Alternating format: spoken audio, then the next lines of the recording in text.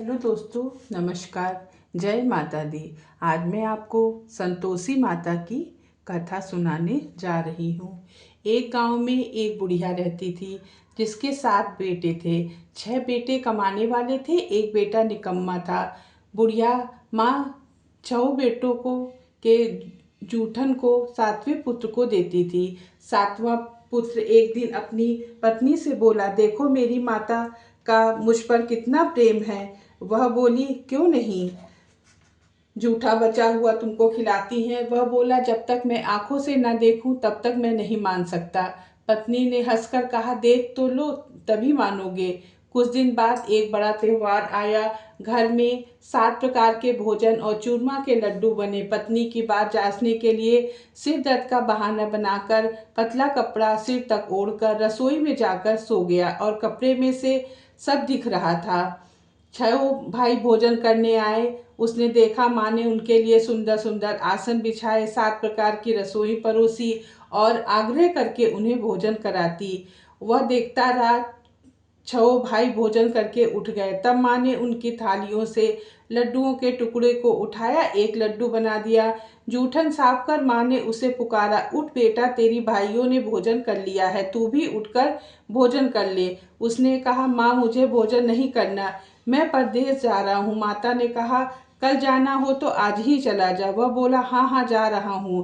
कहकर वह घर से निकल गया। चलते चलते उसको अपनी पत्नी की याद आई। वो गौशाला में कंडे पाथ रही थी, उसके पास गया तो उसने कहा, मेरे पास तो कुछ नहीं है, यह अंगूठी है, सो ले लो और अपनी कोई निशानी मुझे दे दो। वह बोला, मेरे पास क्या है, यह गोबर भरा हाथ है। यह कहकर पत्नी ने उसकी पीठ पर गोबर के हाथ की छाप दे दी। वह चल दिया। चलते चलते दूर देश पहुंचा। वहां एक साहूकार की दुकान थी। वहां जाकर बोला, सेठ जी मुझे नौकरी पर रख लो। साहूकार को नौकर की सख्त जरूरत थी। साहूकार ने कहा, काम देखकर तनख्वाह मिलेगी। उसने कहा, सेठ जी जैसा आप ठीक समझे। उसे साहूकार के यहाँ नौकरी मिल गई। वह वहां दिन भर रात काम करने लगा। साहूकार के यहाँ 7-8 नौकर थे। वह सब चक्कर खाने लगे, लेकिन उसने अपनी लगन, ईमानदारी, परिश्रम से सभी को पीछे छोड़ दिया। उसे अपने किए का फल मिला। सेठ जी ने उसका काम देखा और 3 महीने में उसे मुनाफे में साझीदार बना लिया। परिश्रम करते करते 12 वर्ष बीत गए। वह नगर का नामी सेठ बन गया और सेठ अपना सारा कारोबार उस पर छोड़कर बाहर चला गया। इधर उसकी पत्नी पर क्या बीतती। वह उसके सास ससुर उसे बहुत दुख देते थे। गृहस्थी का काम करवाकर उसे लकड़ी लेने जंगल भेजते थे। इस बीच घर की रोटियों के आटे से जो भूसी निकलती है उसकी रोटी बनाकर उसे देते थे और फूटे नारियल की खोपर में उसको पानी दिया जाता था। इस तरह दिन बीतने लगे। एक दिन वह जंगल में लकड़ी लेने जा रही थी। उसे रास्ते में बहुत सी स्त्रियां संतोषी माता का व्रत करते दिखाई दी। वह वहां खड़ी होकर पूछने लगी, बहनों यह तुम किस देवता का व्रत कर रही हो और किसके करने से क्या फल मिलेगा। इस व्रत का करने की क्या विधि है। यदि तुम अपने इस व्रत का विधान मुझे समझाकर कहोगी तो तुम्हारा बहुत मैं एहसान मानूंगी। इस व्रत को करने से कार्य सिद्ध होते हैं। इसका उद्यापन करना चाहिए, बीच में नहीं। पूरे 2.5 सेर आटे का खाजा, इसके अनुसार खीर, चने का साग आदि बनाकर 8 बच्चों को भोजन कराना चाहिए। जहाँ तक मिले देवर, जेठ, भाई, बंधु कुटुंब के लड़के। उसने कहा कि इस व्रत का नियम मुझे समझाकर कहोगी तो तुम्हारा बहुत मैं एहसान मानूंगी। उसमें से एक स्त्री ने कहा, यह संतोषी माता का व्रत है। इसके करने से निर्धन दरिद्रता का नाश होता है, लक्ष्मी आती है, मन की सारी चिंताएं दूर होती हैं, मन को प्रसन्नता और शांति मिलती है, नुबूती को पुत्र मिलता है और प्रीतम बाहर गया हो तो शीघ्र वापस आता है, मुकदमा खत्म हो जाता है, कलह क्लेश की से मुक्ति मिलती है, घर में धन जमा हो, धन जायदाद का लाभ होता है तथा मन में जो भी कामना होती है उसकी पूर्ति होती है। इसमें कोई संदेह नहीं है। वह पहन कहने लगी, यह व्रत कैसे किया जाता है, यह तो बताओ तो आपकी बहुत कृपा होगी। वह स्त्री कहने लगी, बिना परेशानी, श्रद्धा और जितना भी बन सके प्रसाद लेना। 5.25 पैसे, 5.25 आने तक का प्रसाद लेना। इससे भी ज़्यादा शक्ति और भक्ति के अनुसार चना गुड़ लेकर हर शुक्रवार को निराहार रहकर कथा कहना सुनना, लगातार नियम पालन से व्रत करना। सुनने वाला कोई ना मिले तो घी का दीपक जलाकर उसके आगे जल के पात्र को रखकर कथा कहना, परंतु नियम से करना। जब तक कार्य सिद्ध ना हो जाए नियम पालन करना चाहिए। सिद्ध होने के बाद व्रत का उद्यापन करना चाहिए। 3 माह में माता पूरा फल प्रदान करती हैं। कार्य सिद्ध होने पर उद्यापन करना चाहिए, बीच में नहीं। 2.5 सेर आटे का खाजा, इसी अनुसार खीर, चने का साग बनाना, 8 बच्चों को भोजन कराना। जहाँ तक मिले देवर जेठ भाई बंधु कुटुंब के लड़के लेना, ना मिले तो पड़ोसी के लड़के को बुलाना, उन्हें भोजन करा, यथाशक्ति दक्षिणा देना। माता का नियम पूरा करना, ध्यान रखना उस दिन कोई खटाई न खाए। यह सुनकर वह वहां से चली गई। रास्ते में लकड़ी के बोझ को बेचा और उन पैसों से गुड़ चना ले माता के व्रत की तैयारी कर आगे चली। रास्ते में संतोषी माता के मंदिर में माता के चरणों में लौटने लगी, विनती करने लगी, माँ मैं बहुत दीन हूँ, निपट मूर्ख हूँ, व्रत के नियम कुछ नहीं जानती, मैं बहुत दुखी हूँ, हे माता मेरा दुख दूर करो, मैं तेरी शरण में हूँ। माता को दया आई। एक शुक्रवार बीता कि दूसरा शुक्रवार को ही उसके पति का पत्र आया और तीसरे शुक्रवार को उसका भेजा हुआ पैसा आया। यह देख जेठानी मुंह सिकोड़ने लगी, इतने दिनों बाद इतना पैसा आया है, इसमें क्या बड़ाई है। लड़के ताने मारने लगे, काकी के पास तो अब पैसे आने लगे हैं, अब तो काकी की खातिर बढ़ेगी। बेचारी सरलता से कहती, भैया पत्र आए हैं तो हम सबके लिए अच्छा है। ऐसा कहकर आंखों में आंसू भरकर संतोषी माता के मंदिर में जा मातेश्वरी के चरणों में गिरकर रोने लगी। माँ मैंने तुमसे पैसा नहीं मांगा था, मैंने तो अपना सुहाग मांगा था, मैंने तो अपने स्वामी के दर्शन और सेवा मांगती। तब माता ने प्रसन्न होकर कहा, जा बेटा तेरा स्वामी जल्द ही आएगा। यह सुन खुशी से बावली हो वह घर आकर काम करने लगी। संतोषी माँ का विचार करने लगी, इस भोली पुत्री से मैंने कह तो दिया है कि तेरा पति शीघ्र आएगा, पर आएगा कहाँ से, वह तो इसे स्वप्न में भी याद नहीं करता है, उसे इसकी याद दिलाने पड़ेगी, मुझे ही जाना पड़ेगा। संतोषी माता ने बुढ़िया के बेटे को स्वप्न में समझाया, पुत्र तेरी घर वाली कष्ट उठा रही है। यह बोला, हाँ माता यह तो मुझे भी मालूम है, परंतु क्या करूं, वहां कैसे जाऊं, परदेश की बात है, लेन देन का सारा हिसाब किताब है, कोई जाने का रास्ता नजर नहीं आता, आप ही तो राह दिखाइए कि वह कहाँ कैसे आऊं। माँ कहने लगी, सवेरे नहा धोकर संतोषी माता का नाम ले, घी का दीपक जला, दंडवत कर और दुकान पर जा बैठना।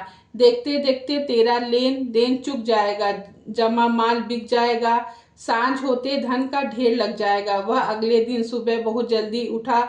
उसने अपने मित्र बंधुओं परिचितों में स्वप्न में माता द्वारा कही गई बात कही। वे सब उसकी बात सुनकर उसकी खिल्ली उड़ाने लगे। वे कहने लगे, कहीं सपने की बात भी सच होती है। एक बूढ़ा व्यक्ति बहुत समझदार था, वह बोला, देखो भाई मेरी बात मानो, इस तरह सांच या झूठ कहने के बदले में देवता ने जैसा कहा है वैसा ही करना, तेरा क्या जाता है। बूढ़े की बात मानकर वो नहा धोकर संतोषी माता को प्रणाम किया, घी का दीपक जलाकर दुकान पर जा बैठा। शाम तक धन का ढेर लग गया। वह हैरान हुआ, मन में संतोषी माता का नाम ले प्रसन्न हो घर जाने के वास्ते गहना कपड़ा व सामान खरीदने लगा।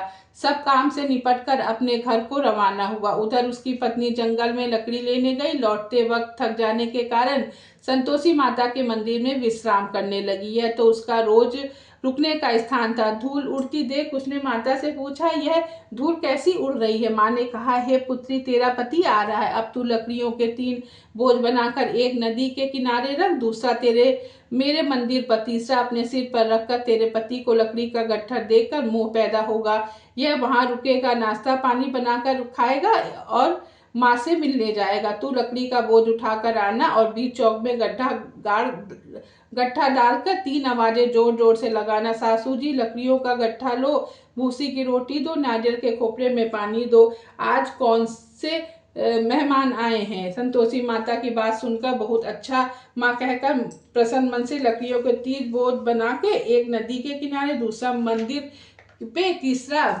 रख दिया। इतने में ही मुसाफिर वहां आ पहुंचा। सूखी लकड़ी देखकर उसको इच्छा हुई कि अब यहाँ विश्राम कर ले। भोजन बनाकर खा पी कर गाँव चले। इस प्रकार भोजन कर विश्राम कर वह अपने गाँव में आ गया। इसी समय बहू सिर पर लकड़ी का गट्ठर लेकर आई। फिर उसने गट्ठर को आंगन में फेंका। जोर से 3 आवाजें लगाई। सासू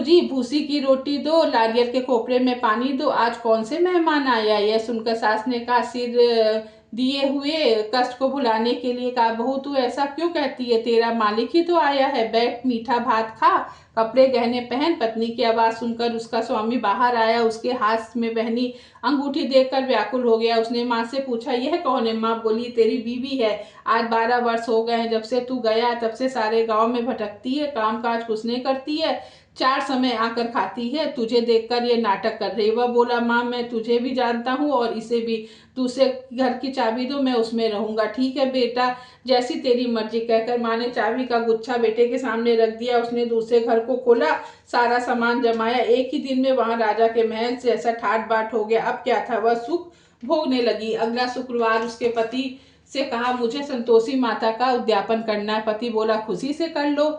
वह उद्यापन की तैयारी करने लगी। जेठ के लड़के को भोजन के लिए कहने लगी। उन्होंने मंजूर किया, परंतु पीछे से जेठानी ने अपने बच्चों को सिखलाया कि देखो रे, भोजन के समय सब लोग खटाई मांगना, उसका उद्यापन पूरा न होने पाए।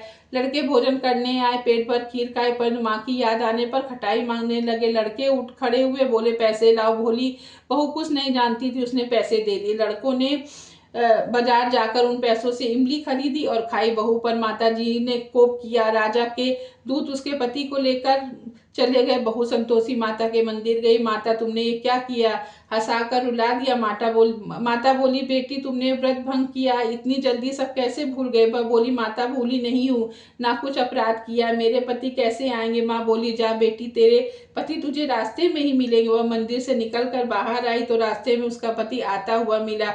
बोले, कहाँ गए थे। बोला, इतना धन जो कमाया था उसका कर भरने गया था, वही भर के वापस आ रहा हूँ। वह प्रसन्न होकर बोली, मुझे माता का उद्यापन करना। पति ने बोला, ठीक है, कर लो। फिर से उन लड़कों को कहा। जेठानी ने फिर लड़कियों को सिखाकर, तुम पहले की तरह खटाई मांगना। लड़के भोजन करने बैठे, लेकिन भोजन करने से पहले ही कहने लगे, हमें खीर पूरी नहीं भाती, कुछ खटाई दो। अब बोली, खटाई नहीं मिलेगी, खाना हो तो खाओ, नहीं तो उठ के तुम चले जाओ। ब्राह्मणों के लड़के को बुलाकर भोजन करवाए। दक्षिणा की जगह एक एक फल दिया। उसमें संतोषी माता प्रसन्न हो गई। माता की कृपा से 9 महीने बाद उसको चंद्रमा के समान सुंदर पुत्र पैदा हुआ। पुत्र को लेकर वह प्रतिदिन मंदिर जाने लगी। माँ ने सोचा, यह रोज आती है, क्यों ना मैं आज इसके घर चलूं, इसका आसरा देखूं। तो यह विचार करके माता ने भयानक रूप लिया। गुड़ और चने से सना मुंह, ऊपर से मुंह के पास ओट जिस पर मक्खियां भी मिलाती हुई दहलीज पर पैर रखते उसकी साथ चिल्लाए, देखो रे, कौन चुड़ैल डाकनी चली आ रही है, लड़के इसे भगाओ नहीं तो सबको खा जाएगी। बहू रोशनदान से देख रही थी। वह प्रसन्न हुई, आज मेरी माता मेरे घर आई है। यह कहकर दूध पीते बच्चे को उतार दिया। इस पे सास गुस्से से बोली, इसे देखकर कैसी उतावली हुई है, बच्चे को पटक दिया। इतने में माँ के प्रताप से जहाँ देखो वहाँ लड़के नजर आने लगे। वे बोली, माँ जी, मैं जिनका व्रत करती हूँ वही संतोषी माता है।